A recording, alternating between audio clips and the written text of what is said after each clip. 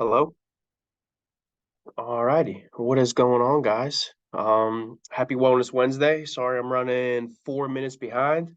Got kind of caught up treating some patients. I am Dr. Ross. I am one of the chiropractors here over at the World of Wellness. And today, our topic is we are going to be talking about just a little bit about stretching, like what I like to tell patients what they could do at home, some of the tools that we utilize, and how we basically instruct patients how to stretch in the clinic, in the treatment room, and just give you a couple tidbits, in my opinion, on certain different types of stretches.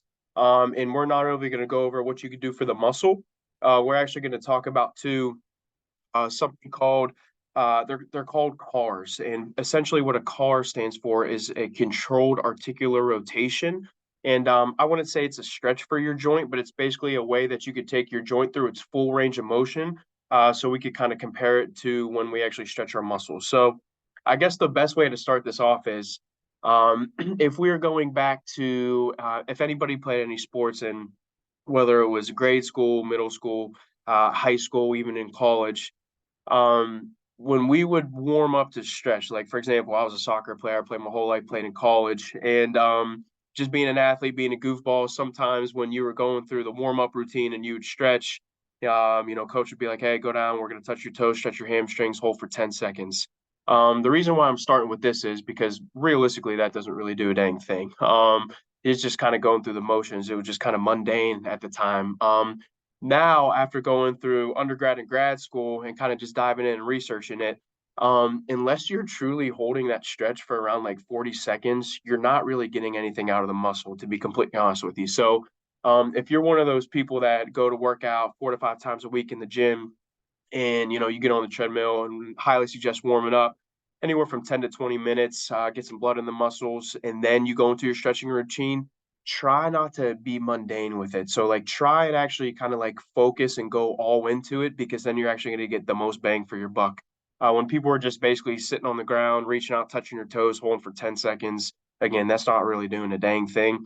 You really want to go all in and like truly purposeful, have a stretch, and we'll talk about why you have to hold the 40 seconds. So we'll just dive right into it. So in your muscles, you have basically two main components that are stretch receptors. So you have something called a GTO, which is a Golgi tendon organ, and that basically tells how much the muscle is like exerting. So it's kind of like a protective mechanism, so to speak. So if you are, say you take a ton of years off from the gym and you go back in the gym and you just start going like an animal in training, that GTO is most likely going to kick in to protect yourself from you actually tearing a bicep or tearing a hamstring, just because you have too much load or too much weight you're doing at the time being.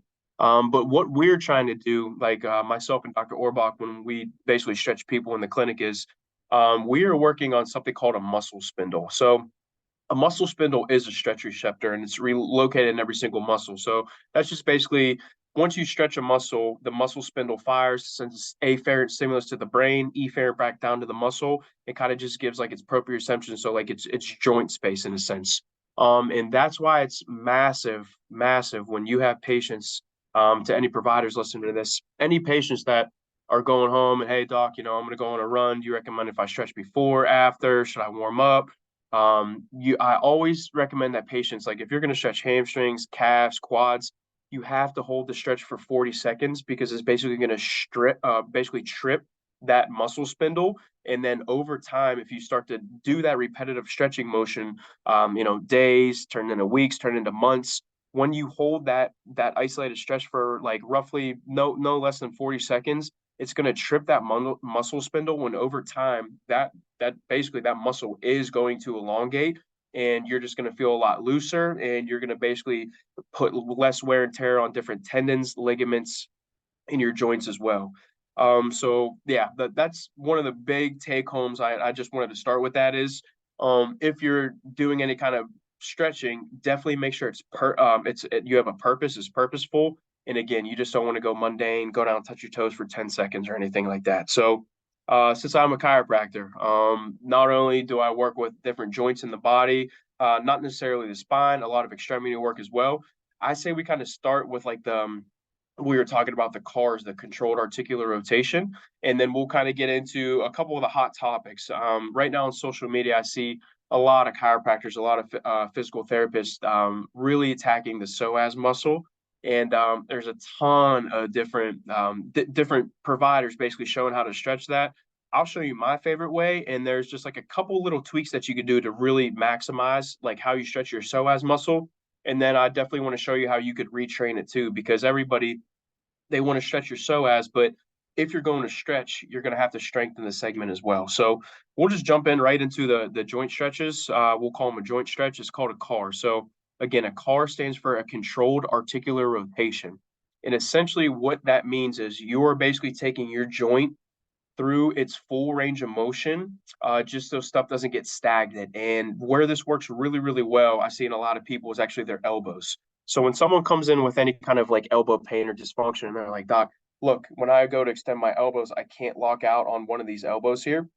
So there's a way that you could basically try to just do like certain movements to get the full range of motion out of your joint. So we're just going to do a couple really basic ones. We'll do elbow, we'll do knee, and I'll show you guys a hip. So again, a car is just basically taking your joint through its full range of motion. And since we're limited with any kind of space, I'm up in Phil's office here. What I like to have patients do is you could basically grab like a 2.5 pound dumbbell or like a plate at the gym, or you could even just grab like a can of soup, anything roughly like 1 to 3 pounds. And what you're going to do is you're going to go through the full flexion and the, let me see if I can get this on here. You're going to go through like the full flexion and extension of the joint. So everybody thinks your elbow, you just have one range of motion. This is basically going to be like a hinge joint, just like this. You also have what's called supination, which I'm in now, and then it goes to pronation as well. So when patients are coming in, they're like, "Doc, I feel like I can't actually open my elbow and extend it all the way." What I'll have them do is they're going to grab, and just for the sake of showing you guys how to do correctly, we'll pretend that my arms basically like supported. And if you're doing this at home, you could do this on coffee table, you could do this on the island in your kitchen, any kind of countertop. I usually just like to have the patient support their proximal arm first. And then what you're going to do is if you have your 2 pound weight or 1.5 pound plate, what you're going to do is you are going to take your basically your elbow through the full range of motion. So you're going to go into as much extension as you can. And then when you get to the bottom, you're going to go from supination to pronation as far as you can. And then you're going to come all the way up. And then at the top, you're going to keep going as far as you can. And then you're going to go back into supination and all the way back down, and then vice versa. And then I'll basically tell patients to basically, this is a great joint warm up. This will affect some of the soft tissue as well, but it's just a good way to kind of just take your joint through the full range of motion. So when you're at the gym doing any kind of athletic activity, you're actually priming your joint to go through its full range of motion, because countless athletes come in, they're like, "Doc, I'm doing everything I can. I'm stretching before. It's like a purposeful stretch. I'll hit the treadmill 10 to 20 minutes. I'll do kind of like a calisthenic warm up. I'll basically, stretch how you said, about 40 seconds, but sometimes I just don't feel like 100%.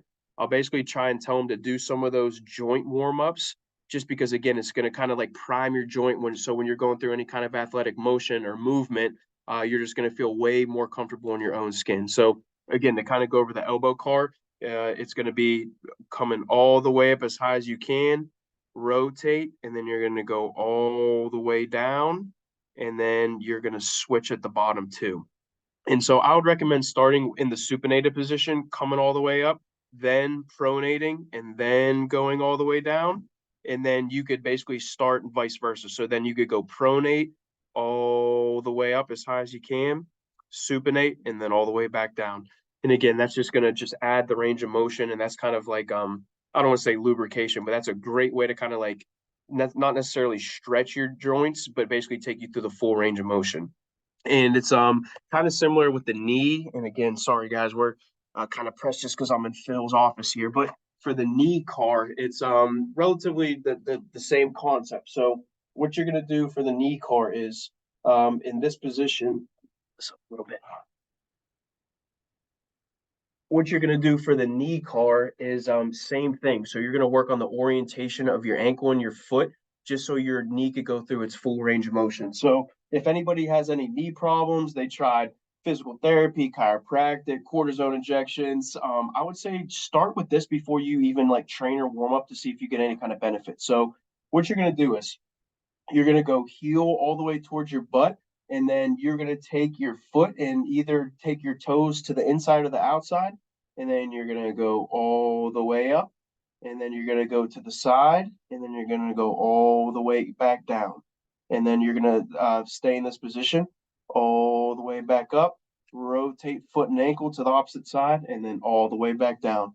And essentially, what the knee car is doing, this controlled articular rotation, is you're messing with the two bones down in your lower leg, so your tib and your fib. And when you're rotating your ankle, taking like toes inside and toes outside, when you do that motion with your foot, it's basically working on the condyles that attach to your femur and your knee, and it's taking your knee through the full range of motion. So I would recommend anybody with any kind of knee problems, or even if you have no knee problems, if you're just gonna like start to train for a half marathon, 5K, if anybody's doing the turkey trot coming up, I would suggest like before you run, just to do some of these primers, these cars, just for your joints, so you don't have any bumps and bruises down the road. And then the hip is relatively similar too. So we're trying to take it through its full range of motion. So for the hip, it's kind of the same thing. You're going to be quadruped, so on your hands and knees, and you want to make sure you kind of have a supported back, so you're not going Beyonce butt. You're not tucking your hips all the way in. You're kind of finding the neutral position, and knees going to stay bent, and you're going to take your leg all the way up as high as you can, and then you're going to open up like a dog on a fire hydrant, and then you're going to come all the way back around, and then vice versa. You're going to go all the way back up, dog on the fire hydrant as high as you can, back all the way around, and then down. And so I always try and tell my runners and any kind of athlete that's going to be, very, very, very run heavy, basketball, soccer, football, that even though you are doing most of your stretches, I'd highly suggest doing a couple of those cars. Again, it's you're going to prevent any kind of injury because your joint's already primed to go through its full range of motion. Because sometimes when muscles fail, they kind of lean on the joints, and you just want to make sure that not only are you stretching and treating your muscles, you got to take the joint through the full range of motion. So in the long run, you're not losing any kind of terminal range of motion or anything like that. So that is something that I like to give patients that you could do at home. And actually, some patients, when they come in to treat, I'll have them actually kind of warm up on that. And then we actually have something really cool. It's called like a vibration plate. It's basically, some people call it a shake machine. It's essentially just like a big platform that you stand on, and then it just literally vibrates. Like one side goes up and down, and it feels pretty crazy when you're on it. But the reason why I love that machine is I'll actually take athletes like suffering from a concussion, to kind of help with their proprioception, so their joint space. And if anybody's like just lingering, like, hey, my hamstring's been tight my whole life since I was in high school playing football. Excuse me. If my hamstring's been tight my whole life, I stretch them, I foam roll them, nothing ever gets any better. I'll actually have them stand on the vibration plate and then kind of stretch, just because with that little bit of vibration, you can just get a little bit more bang for your buck. So I'll have people go on there to do their elbow cars on there. I'll actually have patients do their knee cars on there and their hip cars on there, just because you get a little bit more range of motion with that too. And the other type of stretching that I do, and I know Dr. Orbach definitely does as well, it's called PNF stretching. And that basically just stands for proprioceptive neuromuscular facilitation. Fancy word, and basically all that means is it's kind of like a contract relax. So it's going to be kind of hard for me to demonstrate because it's way easier to do on a patient. But I guess I could show you how you could do it yourself with a hamstring. And honestly, in my opinion, this is like how I think you get like the most bang for your buck if you're going to do any kind of like purposeful stretching. So the PNF, again, it's basically like a contract relax. So if we're just going to do a hamstring stretch, and what you could do is you could start like not maximally stretched hamstring. So you could kind of just go a little bit lower than what you normally do. And again, this is way easier to have a provider do, but I'm just showing you guys for at home. What PNF stretching, what you're basically doing is it's a contract relax. So when I have patients in the room, I'll basically have the back of their knee on my shoulder, and I'll have them basically I'll say push 30% into my shoulder. So they're going to push their leg down into my shoulder. And when you contract and then you relax, you're going to be able to move your leg a little bit further each time. So I'll have them push again for 20 to 30 seconds, or sorry, 20 to 30% for like 2 3 seconds, relax, bring it up a little bit further, push 2 3 seconds, and then relax. And then you'll just be able to take that leg just a little bit further every single time you do that. So like where me and Dr. Orbach, like I love doing the PNF stretching on patients because it's pretty funny when you actually like measure, you see their straight leg raise and you see where they're at prior to doing that. Sometimes it's it's not good at all. And then after you just kind of like do the PNF stretching, I think it's way better than static stretching. You're just going to get more bang for your buck. So that's kind of like similar to it's just again, I think it's just honestly like the most efficient way that you could get the most, out of your stretch. I know there's a popular place, I think it's called a Stretch Lab. They just opened up down in Station Square. I think I have another location in the South Hills. I don't know what kind of stretching they do over there. I don't know if they do PNF stretching, but I know for sure myself and Dr. Orbach do that. So I actually have patients that don't even like to get adjusted, and they just came in and they're like, "Hey, I see that you're a soft tissue guy, you're a muscle work guy. I would love to kind of just basically just get my elbow worked on, my bicep worked on." And so same thing with a bicep. So what you're gonna do is to kind of just like lengthen it, kind of relating to the elbow. If you can't terminally like basically extend all the way, I'll basically have someone do like a bicep curl into my hand. So pull, relax. You're gonna stretch a little bit more. Pull, relax. And then last one, pull 20 to 30% and then relax. And that is literally, and again, in my opinion, like the best way that you get the most bang for your buck stretching your muscles. So that works really, really good for hamstrings. It works great for quads. And then we'll dive into the iliopsoas. So psoas muscle, way talked about now, and there's a ton of different providers again posting on social media how to do your psoas muscle. It actually originates on a couple of the vertebra in your low back and then actually traverses and then it actually attaches to the front of your hip. Everything we do in society, for the most part, is in the seated position. So, like for example, me sitting and doing this conversation right now, driving, eating, sitting, watching the Steelers lose. Everybody's always in the seated position, so it just tightens that psoas muscle. A lot of times when people go to chiropractor, physical therapist, whatever provider for low back pain, you have to adjust the psoas muscle because if you're not adjusting that, you're basically just going to miss the ball on why they're actually having back pain because when that psoas is tight, it's basically going to throw your back out of basically out of whack, so to speak. You're just going to delegate different forces the wrong way. So my favorite way to stretch the psoas. If you get on Instagram, YouTube, whatever, you'll basically just see a ton of those videos and reels, and people are just like go on a knee and just lean forward.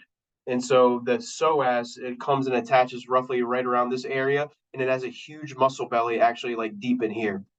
So when you're going to be doing the psoas stretch, like the best thing you can do is everybody when they line up for this, they'll just line up and they'll just go hips forward.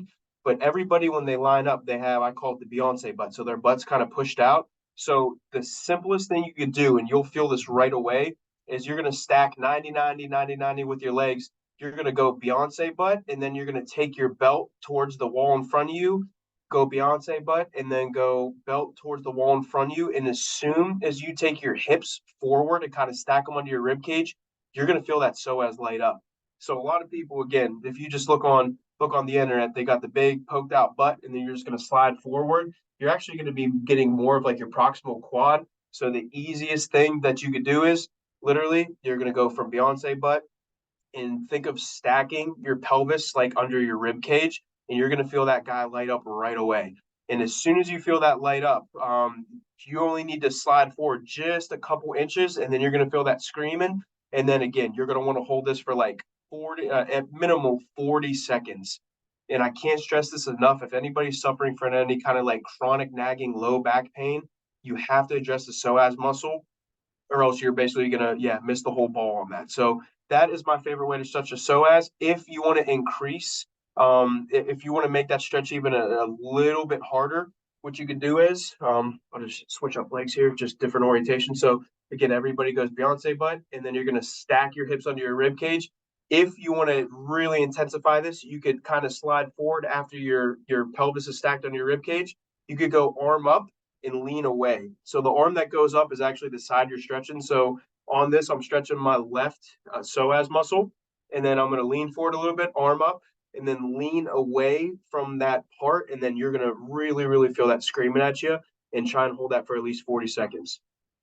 Now, the other thing too is everybody talks about just stretching the psoas, but actually you kind of want to engage it and basically engage it and kind of like work it to get it to strengthen up as well. So one of the very, very easy things you could do to kind of like engage the psoas, super simple at home.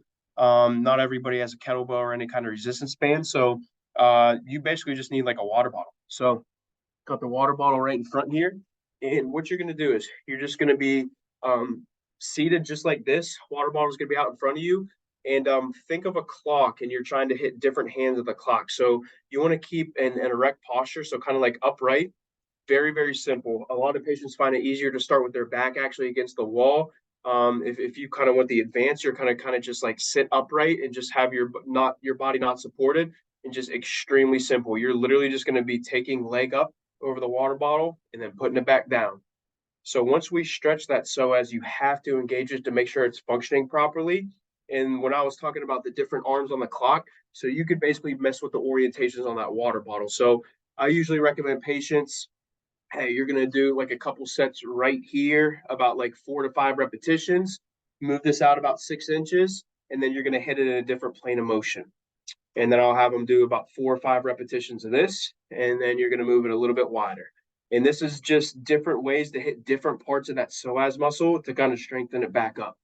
So that was the other point I really wanted to get across too, is like, don't get me wrong, stretching is going to help a ton. But usually, when you stretch a structure, you're going to have to kind of like engage it and basically make it work so you can make a full recovery. And then the last thing I wanted to talk about. So, big take homes. If you're going to do purposeful stretch, please try and hold everything for 40 seconds.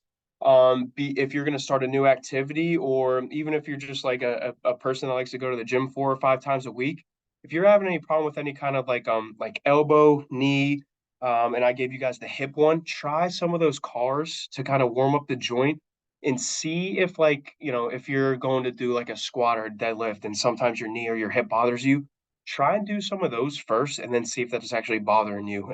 If not, then I would say come in here and then we can kind of assess you and see if you kind of have a dysfunction further along the chain or a little bit below the chain, so to speak. And then the other take home too is like, uh, if you're not in the Pittsburgh region, if you're watching this from somewhere across the country, if you're going to go to actually get stretched, like at a stretch lab or anything, try and find someone who does like the PNF stretching. I know myself, I know Dr. Orbach as well. You get great results with the PNF stretching, and it's really, really cool for the patients because you start and you could see and you could feel where you're at first, and then after just like a couple treatments of that, it's like drastic change. It really, really is. That contract, relax, stretch is kind of like I don't know, one of my favorite ways to do it too. And the other thing that we do that you could kind of do at home, this is kind of like a stretch, but it's also muscle work. It's called like basically pinning and stretching. So they term it. I guess I can't say it because I'm not credentialed, but basically it's just like a pin and stretch. So everybody's always in the seated position. So what happens? Psoas gets crazy, crazy tight. Pec minors get tight because everything we do in front, and then your shoulders end up rolling forward. And then you're kind of sitting like with a forward head posture and bilateral rounded shoulders. So one of the simple things that you could do at home to kind of correct this to get your shoulders back and upright where they're supposed to be is basically just some pinning and stretching at home. So what I like to do is you're going to shorten the muscle, and then you're going to go two strong fingers or one strong finger. You're going to find, it's called your pectoralis minor muscle. It's kind of like runs right here. You're going to pin it, and then you're basically going to take your arm out to the side to stretch. And then you're going to go back, pin, and then take it to the side to stretch. And that is called basically like pin and release technique. Let me stand up here for you. And that is like one of the things that I do, like on especially a ton of athletes and anybody with any kind of trigger points. So basically, again, like this, you could even do this on your pec, you could do this on your tricep, you could do this on your bicep, your forearm. People that have any kind of like medial or lateral epicondylitis, like tennis elbow or golfer's elbow, very, very simple. You basically are just shortening any muscle on your body, shorten, and then you're going to take a heavy thumb, pin, and then you're going to stretch it. So you're going to go all the way into extension, pop off, shorten, pin, stretch all the way out, and then pop off. And that is called basically a pin and stretch, is what we're going to call it here. And people get a lot of relief, and you get home very, very simple. Tight bicep, same thing. You're gonna shorten, pin, stretch it all the way out. Shorten it, pin it, and then stretch it all the way out. You could do it on your tricep. You could do that on hamstrings, your piriformis, glute muscles, all that jazz. It's way, I mean, it's you kind of have to have someone do it for you. But like you could kind of cheat at home. And the best cheat at home, in my opinion, is when people come in, tension type headaches. So I'll throw a headache once a week, maybe once a month. If I get a headache, it's kind of like in my temple regions or behind my eyes.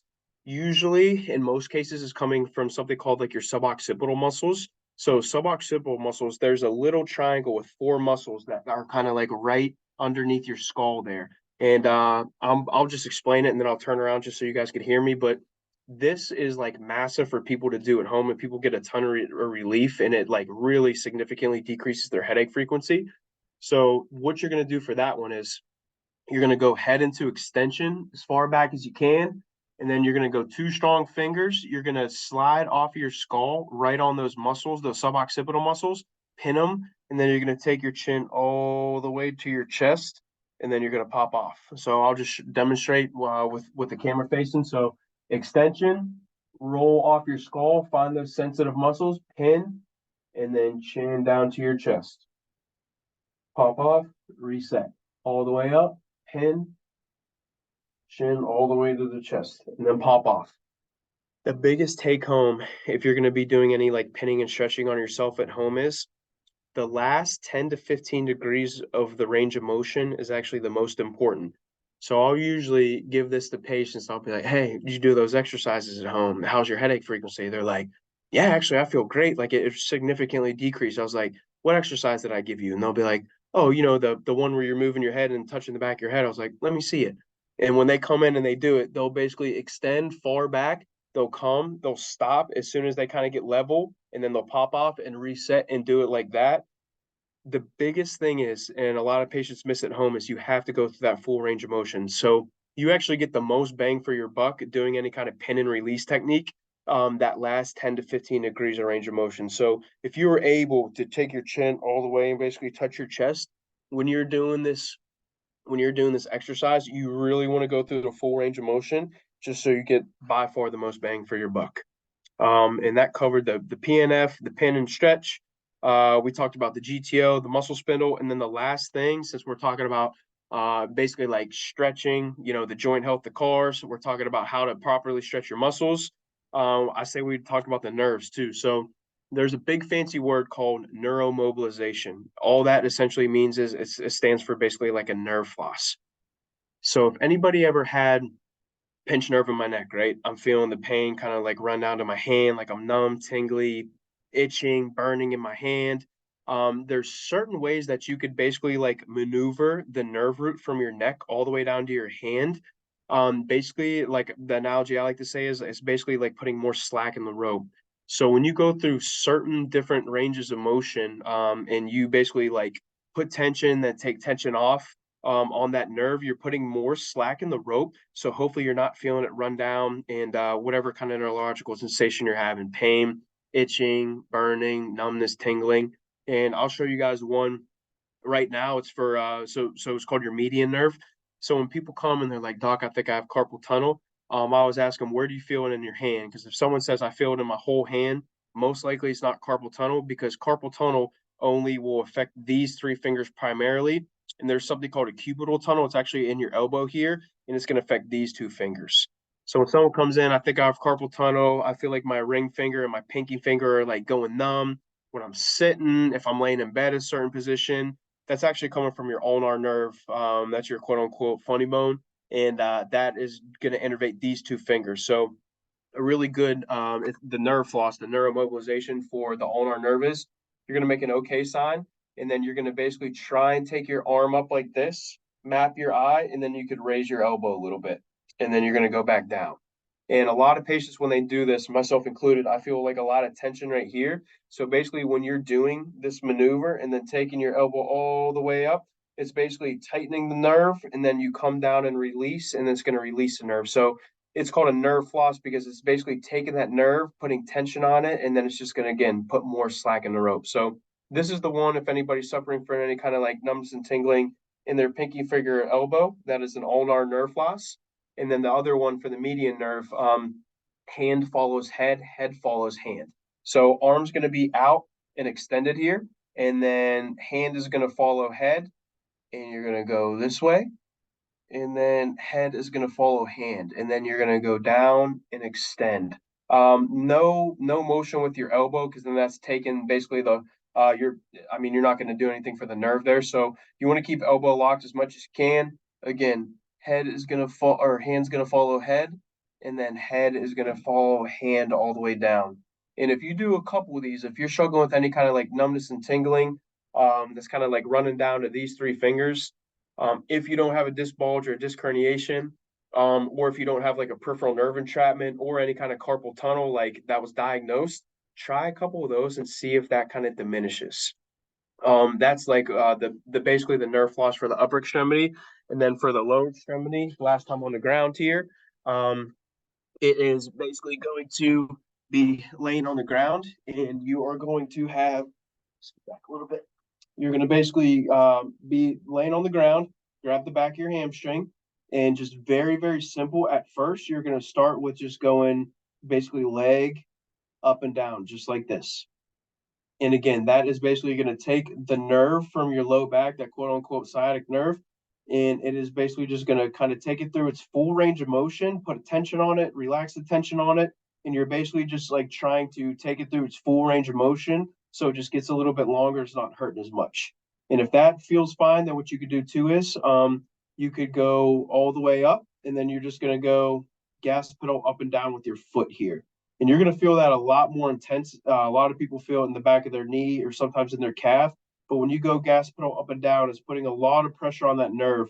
And again, you're just trying to put more slack in that rope so that nerve's freer, so you don't feel that ridiculous symptom running all the way down to your foot.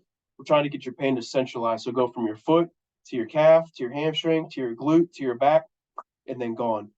And then lastly, what you can do too is for that nerve floss is foot's going to be all the way up, and then you're going to go, it's called plantar flexion. So gas pedal push down, stop at 90, gas pedal up, all the way back up, gas pedal down, and then all the way back down. And then you could do anywhere from, I would say, sets of 6 to 8 of these, just because sometimes these could provoke pain depending on, again, if you have like a disc herniation, disc bulge, or anything going on with the nerve. Like, try and tread lightly with those. I would say like 6 to 8 reps the first time you do them, see how they feel. And if anybody has any questions, please feel free to reach out to me. You guys could call into the clinic. And my email's on my card. My email is Dr. Ross, DRROSS at wowpgh.com.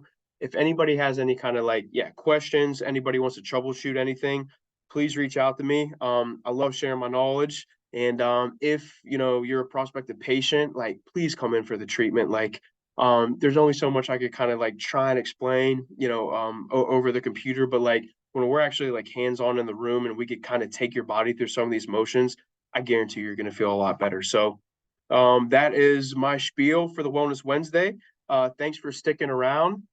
I think next time that I come in here, I would really kind of like to talk about some of the hot things I'm seeing. So a couple case studies. So right now I've actually been seeing a lot, the past couple weeks, a lot of lateral epicondylitis, like tennis elbow. So I would love to talk of how to diagnose that, how we treat that, and then basically a ton of different things that you could do at home to prevent that from coming back.